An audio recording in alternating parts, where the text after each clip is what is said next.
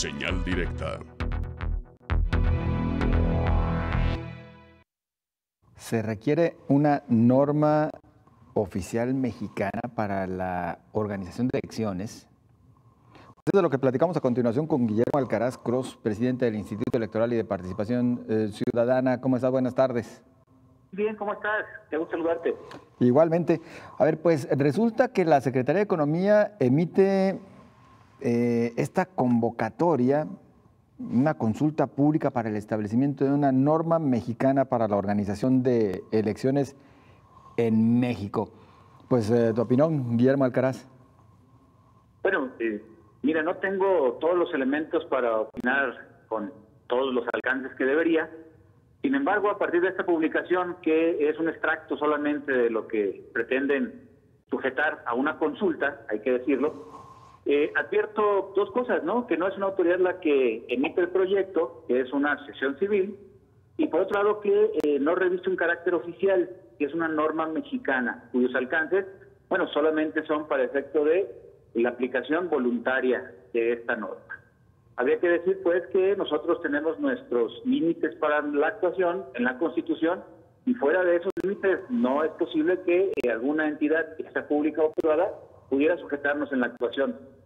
Me parece que esos son los alcances de esta pretendida norma. Al final de cuentas deja más dudas que certezas, pero yo creo que también preocupaciones, ¿no? Claro.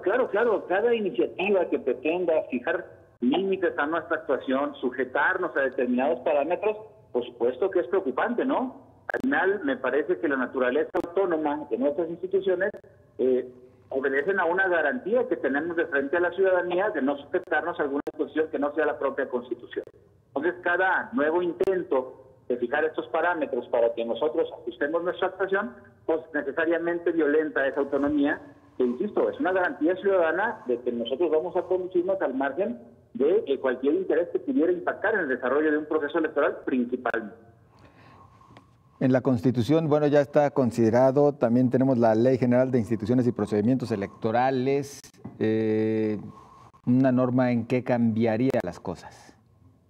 Precisamente lo acabas de decir, cualquier norma que no se sustente en la propia Constitución, que no sea la Ley General o que devenga de la atribución administrativa que tiene el Instituto Nacional Electoral para fijar algunos alcances, como es el reglamento de elecciones, deviene de inconstitucional. Y por supuesto que ante un escenario de ese tipo, nosotros tendríamos la oportunidad de defender la autonomía de este instituto.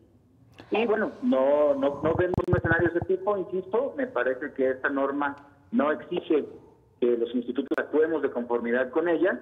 Me parece que esto se parece más a un mecanismo de ISO, en el que lo que se regula o se pretende fijar es el control para la calidad de los procedimientos.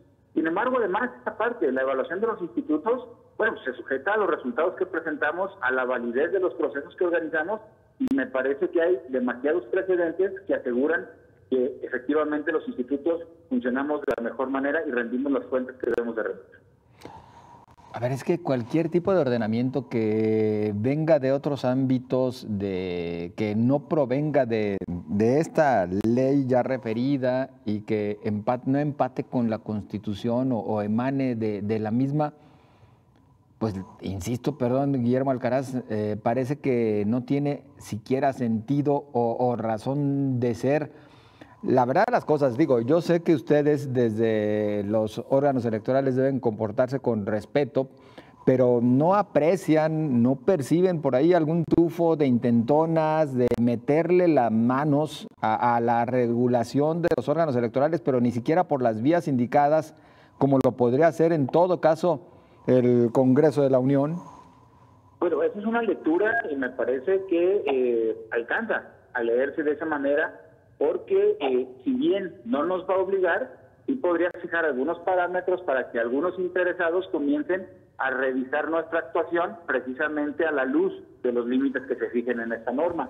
Y aunque no es obligatoria, habrá quien comience a pensar en señalarnos por no cumplir ciertos parámetros de calidad, que yo insistiría, me parece que está muy lejos de lo que debe ser un orden constitucional.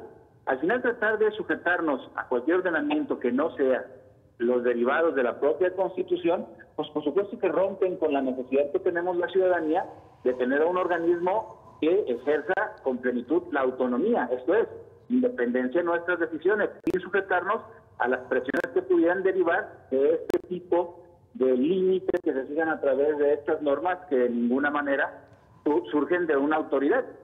Lo decía hace un momento, la propuesta la formula una asociación civil.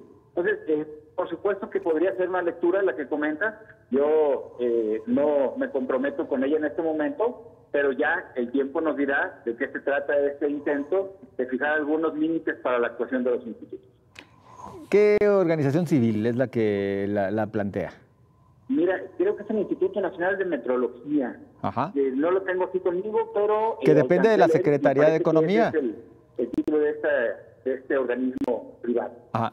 Pues más bien depende de la Secretaría de Economía, ¿no? Este Instituto Nacional de Metrología. Sin embargo, quisiera volver a la naturaleza. Es una asociación civil que además presenta una norma que carece del carácter de oficial. Es una norma mexicana, sin embargo, no es una NOM. Y ahí, pues, que esto le reste un carácter de vinculatoriedad. Medir la calidad de un proceso electoral, pues al final de cuentas, qué mejor que medirla a partir de lo que la ley les ordena ya, les mandata a los organismos electorales, ¿no? Estoy de acuerdo y además, hay un control jurisdiccional sobre la actuación de los institutos, ¿no? Serán las autoridades las que a través de hacer prevalecer un resultado o de anularlo en virtud de una actuación defectuosa, los que presenten una evaluación objetiva de la actuación de los institutos electorales. Y coincido contigo en la idea de que pudiera ser esto un lazo que sujete a las instituciones, que ejerza algunas presiones, con el ánimo de tratar de incidir en nuestra conducta, en nuestra conducción. Sin embargo, bueno, nosotros lo evitaremos, por supuesto, y si hay que combatirlo, lo combatiremos. Por lo pronto, Guillermo Alcaraz, entonces ustedes lo ven sí con reservas, pero no alcanza a llegar al grado de preocupar como que exista cierto interés de injerencismo. Mira, yo desconozco, insisto, los alcances porque el documento que se presenta ahí, que es un extracto, por supuesto, deriva de un documento que entiendo por la propia publicación, pues es consultable solamente en la Secretaría. No lo conozco ahora. Estamos ya viendo la oportunidad de solicitarlo para analizarlo, pero al final recordemos que el Instituto Electoral ya se había sujetado a procesos de certificación en sus procedimientos. Me parece que la naturaleza de esta figura de norma más intenta generar una condición de ese tipo, que de regularnos. Aprovecho la ocasión, si me lo permite, y robo unos minutos para preguntar cómo vamos ya con miras a la elección de 2021. Mira, pues nosotros preparándonos, ahorita por supuesto trabajando en casa, esperando el 1 de junio para retomar algunas actividades necesarias, como las relativas a la constitución de nuevos partidos y agrupaciones políticas. Ya presentamos ante la Secretaría de Salud nuestro protocolo para efecto de que no lo validen y a partir de ello reintegrarnos de manera gradual a nuestra actividad. Tenemos fechas muy precisas en nuestra legislación, la Constitución define cuándo iniciamos el proceso, cómo se desarrolla cada una de sus etapas y bueno, creemos que hasta ahora hay condiciones para iniciar formalmente. Ya los términos que podemos ir ajustando pues obedecerán precisamente al desarrollo de la propia pandemia que hoy nos mantiene en aislamiento. ¿Cuándo inicia formalmente el proceso? La primera quincena de octubre, estamos comenzando ya formalmente. La primera actividad que desarrollan los partidos políticos son sus procesos internos de elección que se llevan en la segunda quincena de diciembre. Que seguramente de continuar esta situación, esperemos que no, pues sí se tendría que invitar a realizarlos de manera diferente, ¿no? Es decir, evitar las aglomeraciones, no sé si en algún momento pues, evitar las labores de proselitismo por parte de aspirantes, es decir, aquí sí podrían venir ajustes.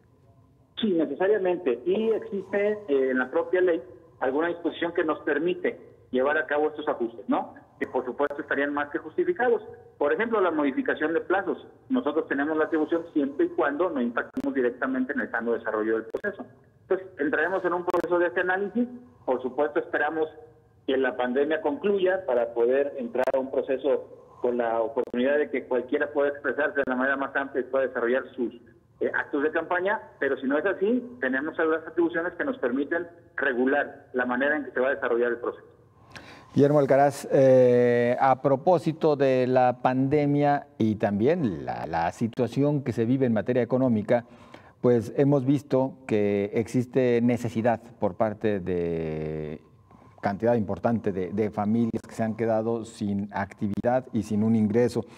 En ese justo momento, bueno, comenzamos a ver a diferentes representantes de sectores que se organizaron para llevar despensas, pero entre todos estos representantes de sectores también hemos visto a muchos políticos muy activos haciendo la entrega de despensas. ¿Esto se puede llegar a considerar como un acto anticipado de campaña? ¿Hay algún delito, alguna irregularidad que se pueda perseguir en esa materia? Si se dan los elementos de la promoción personalizada traducida en un acto anticipado de campaña, claro que sí. De hecho, nosotros mantenemos los términos y los plazos abiertos para la presentación de cualquier denuncia. Y en esos términos estaremos procesándolas.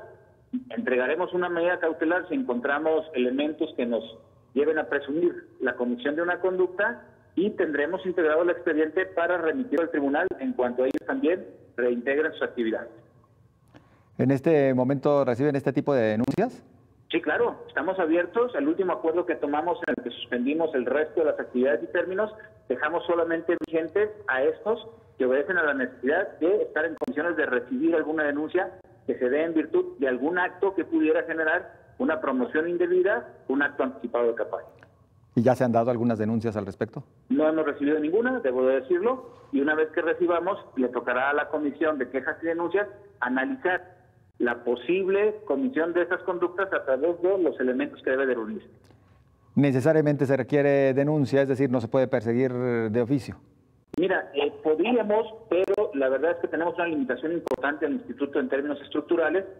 Debemos de comenzar a desdoblarnos para efecto de hacerle frente al proceso, pero no tenemos esta condición. Y el aislamiento no nos permite salir a hacer revisiones. En esos términos sí apelamos a que la ciudadanía y los propios partidos políticos, ante una conducta que pudiera ser un acto anticipado, pues nos lo hagan saber para poderlo investigar. Entonces, quien tenga elementos, sospechas, que presente formal denuncia ante el Instituto Electoral. El Instituto, así es. Pues Guillermo Alcaraz, muchísimas gracias por acompañarnos. Al contrario, un abrazo. Abrazo de regreso, muchas gracias al presidente de la Participación Ciudadana en el estado de Jalisco. Vamos con esto, una pausa, continuamos con usted.